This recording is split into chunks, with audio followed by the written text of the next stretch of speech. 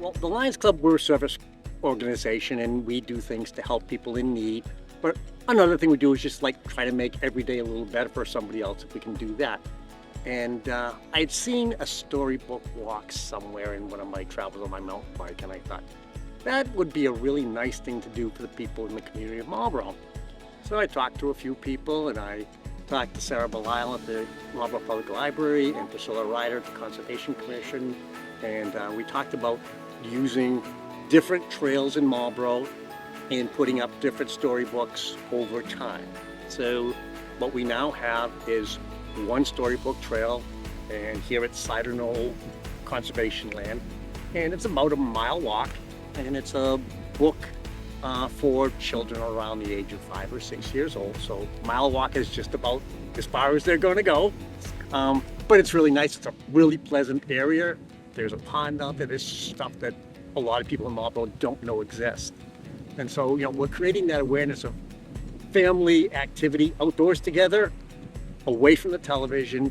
We're trying to create awareness for reading and making reading fun. Used to be there was a saying, reading is fundamental. Well, we're trying to just make it fun. If kids start to read at a young age, I think they'll enjoy it.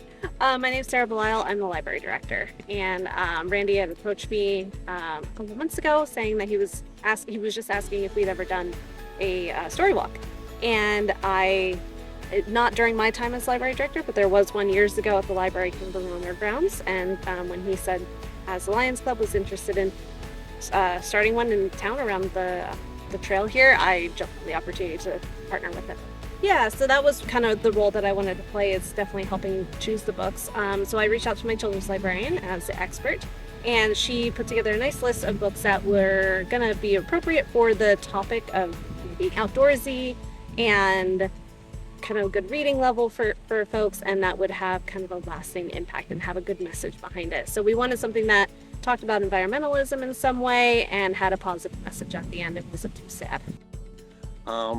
And we've just recently incorporated Braille onto our book also.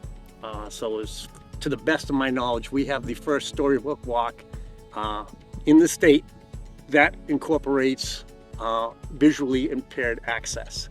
So I'm pretty excited about that also. It's just a nice trail. It's well used, but I think it's well used by all of the local people in this area of town, because most people I talk to about Cider Knoll, Yeah. Now you're catering this towards a younger demographic. So is the trail easy enough to walk? Would it require like a hiking shoe or anything more than just a regular tennis shoe? And are mothers or parents in general going to be able to use a stroller through here to take even younger children along? That's a great question. Most of the trail is accessible to strollers and so on and so forth. There's one or two spots where there's some rocks, because I was down here working on it with a wheelbarrow and I had a little difficulty with the wheelbarrow. So there's a couple of spots that are very short, very small, where you would have to maneuver yourself through there with the stroller, or have two people to pick the stroller up and carry it. A little portage over some rocks, but it's not steep. It's none of those things. It's just some rough terrain for the small wheels on a stroller.